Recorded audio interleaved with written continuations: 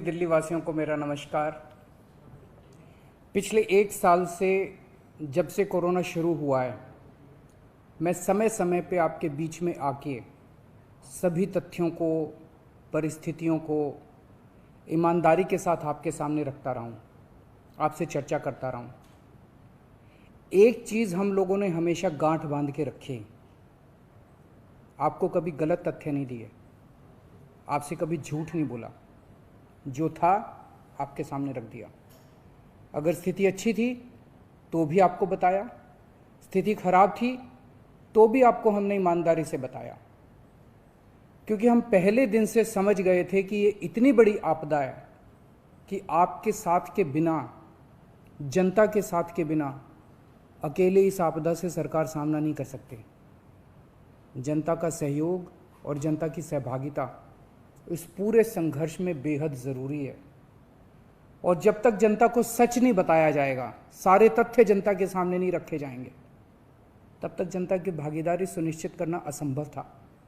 इसीलिए हमने हर चीज़ आपके सामने रखी। हमने टेस्ट नहीं कम होने दिए। आज दिल्ली के अंदर सबसे ज़्यादा टेस्ट हो रहे हैं। मैं तो ये कहूँगा कि अगर प्रति 10 लाख की पॉपुलेशन पे देखा जाए तो शायद पूरी दुनिया में सबसे ज़्यादा टेस्ट दिल्ली में हो रहे हैं। मैंने देखा कि कई जगहों पे उन्होंने टेस्ट कम कर दिए, टेस्ट कम कर दिए तो केस कम आने लग गए। इस तरह से तथ्यों के साथ कई जगह हेरफेर करने की कोशिश की गई। हमने ऐसा नहीं किया, हमने टेस्ट कम नहीं किए, उल्टे कम करने की वजह हमने दिल्ली में टेस्ट कई गुने बढ़ा दिए। आज लगभग 1 लाख टेस्ट दिल्ली में डेली हो रहे हैं। हमने मौत के आंकड़े आपसे नहीं छुपाए, जितनी मौतें होती थी हमने सब आपके सामने रखी, ईमानदारी से रखी। अगर ज़्यादा हो रही थी तो ज़्यादा बताई, कम हो रही थी तो कम बताई। कितने बेड्स हैं, कितने आईसीयू बेड्स हैं, क्या परिस्थितियां हैं, हर चीज़ आपके सामने ईमानदारी के साथ रखी। और इसी वजह से जब भी हमने कड़े निर्णय लिए, हमें आपका पूरा सहयोग मिला, दिल्ली की जनता का पूरा सहयोग मिला। मैं हमेशा कहता हूं कि हमारी दिल्ली एक परिवार है। दिल्ली के 2 करोड़ लोग एक परिवार हैं, और जब परिवार में कोई आपदा आती है तो सारे परिवार के लोग मिलकर उसका सामना करते हैं। अब भी हम सभी मिलकर इसका सामना करेंगे। पहले भी जीत हुई थी, अब भी जीत होगी। आज दिल्ली में क्या परिस्थिति है? पिछले 24 घंटे में दिल्ली में लगभग 23,500 केस आए हैं। उसके पिछले 24 घंटे में लगभग 25,500 केस आए थे। तो पिछले 3-4 दिन से रोज हम देख रहे हैं लगभग 25,000 के करीब केस आ रहे हैं। पॉजिटिविटी बहुत ज़्यादा बढ़ गई है, संक्रमण दर बहुत ज़्यादा बढ़ गई है। दिल्ली के अंदर अस्पतालों में उपलब्ध बेड्स की भारी कमी हो रही है। डेली 25-25 हज़ार अगर पेशेंट्स आएंगे तो कोई भी व्यवस्था चरमरा सकती है। दिल्ली के अंदर बेड्स की भारी कमी हो रही है। आईसीयू बेड्स दिल्ली में लगभग ख़त्म हो गए हैं। आज सुबह मैं ऐप पे देख रहा था 100 से भी कम आईसीयू बेड्स दिल्ली में बचे हैं। ऑक्सीजन की भारी कमी हो रही है। कल हमने सेंट्रल गवर्नमेंट को भी लिखा है, उनसे बातचीत चल रही है। परसों रात को एक हादसा होते होते बचा। एक प्राइवेट हॉस्पिटल ने हमें बताया कि परसों रात को 3 बजे के करीब उनके अस्पताल की ऑक्सीजन लगभग ख़त्म हो गई। वो बोले जी हम तो बहुत बुरी तरह से डर गए, बहुत बड़ा हादसा हो सकता था। इधर उधर हाथ पैर मार के किसी तरह से उन्होंने कहीं से ऑक्सीजन का इंतजाम किया। दवाइयों की कमी हो रही है, रेमडेसिविर दवाई की खासकर काफ़ी कमी हो रही है।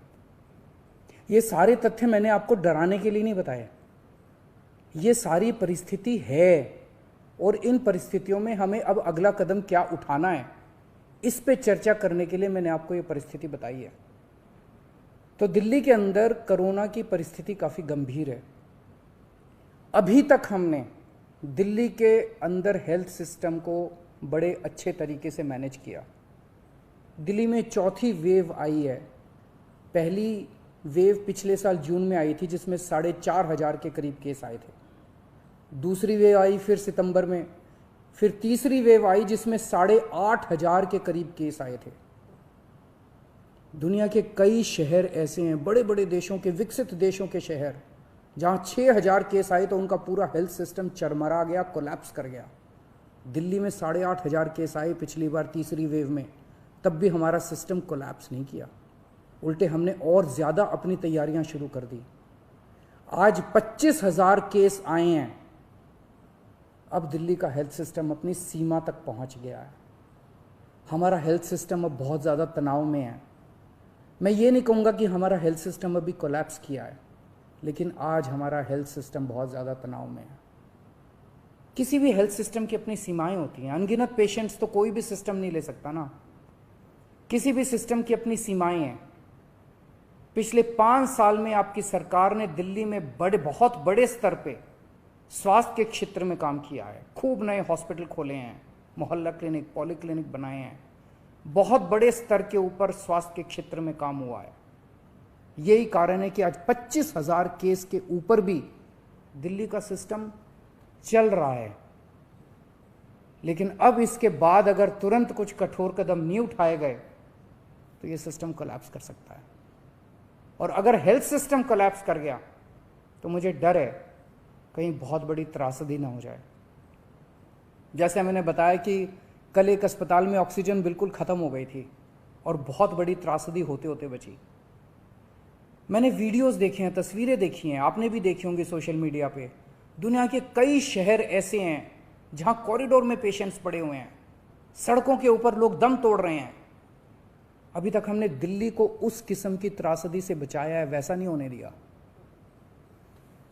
आज सुबह 11 बजे मेरी और एलजी साहब की मीटिंग हुई और इन सारे पहलुओं के ऊपर, सारी परिस्थिति के ऊपर काफ़ी विस्तार से बातचीत हुई। और उस बातचीत के बाद हमें ये लगा कि दिल्ली का हेल्थ सिस्टम बड़ी मात्रा में और अधिक पेशेंट्स अब लेने में असमर्थ है। अगर हमने अभी लॉकडाउन नहीं लगाया तो कहीं ऐसा ना हो कि बड़ी त्रासदी हो जाए। हम किसी भी हालत में दिल्ली को उस परिस्थिति में नहीं ले जाना चाहते जहां कॉरिडोर के अंदर पेशेंट्स पड़े हैं, सड़कों पे लोग दम तोड़ रहे हैं। आज सभी परिस्थितियों का जायजा लेने के बाद आपकी सरकार को ये लगता है कि दिल्ली में कुछ दिन के लिए लॉकडाउन लगाना ज़रूरी है। तो आज रात को 10 बजे से अगले सोमवार को सुबह 5 बजे तक 6 दिन के लिए दिल्ली में लॉकडाउन लगाया जा रहा है। इस दौरान जाहिर है कि जो एसेंशियल सर्विसेज हैं वो जारी रहेंगी, खाने पीने की, मेडिकल व्यवस्थाओं की वो जारी रहेंगी। ये शादियों का सीज़न है, लोगों के बड़े मुश्किल से रिश्ते बनते हैं, हम उनके रिश्ते तोड़ना नहीं चाहते। तो लोगों की शादियां संपन्न हों, लेकिन केवल 50 लोगों के गैदरिंग के साथ संपन्न हो। उसके लिए अलग से पास दिए जाएंगे। इसके बारे में अभी थोड़ी देर में डिटेल्ड ऑर्डर जारी हो जाएगा कि कौन कौन सी चीज़ें जारी रहेंगी और कौन सी चीज़ों पर पाबंदी रहेगी। मैंने और एलजी साहब के हम दोनों ने निर्णय तब लिया है जब हमारे पास कोई उपाय नहीं बचा था। हमारे लिए ये निर्णय लेना आसान नहीं था, क्योंकि मैं समझ सकता हूँ कि लॉकडाउन के दौरान किस तरह से लोगों के रोज़गार ख़त्म हो जाते हैं, लोगों की कमाई ख़त्म हो जाती है, और ख़ासकर सबसे गरीब तबके के लिए तो ये बेहद मुश्किल होता है। जो दिहाड़ी करके रोज़ कमाते हैं उनके लिए तो बेहद मुश्किल हो जाता है।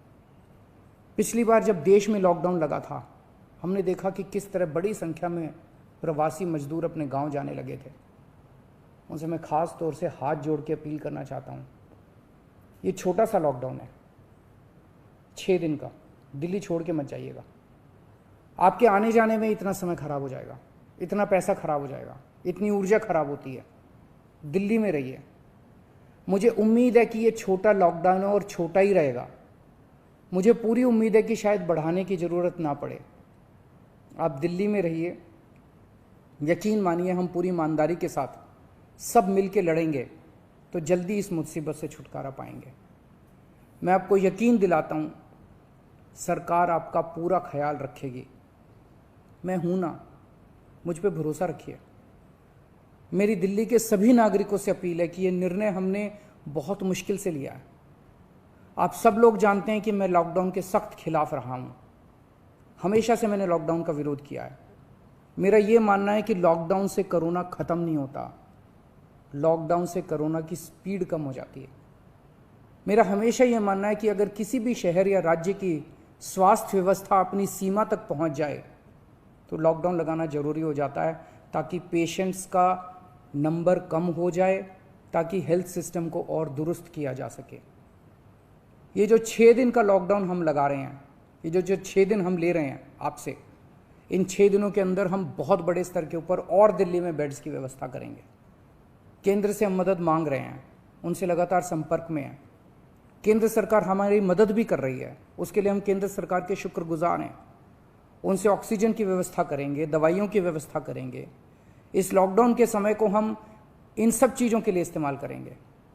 मेरी अब सब लोगों से गुजारिश है कि लॉकडाउन का पूरी तरह से पालन करें, घर से बाहर इस दौरान ना निकलें। पहले भी हमने कई कठिन निर्णय लिए और आपने मेरा पूरा साथ दिया। मुझे पूरी उम्मीद है आज भी आप मेरा साथ देंगे।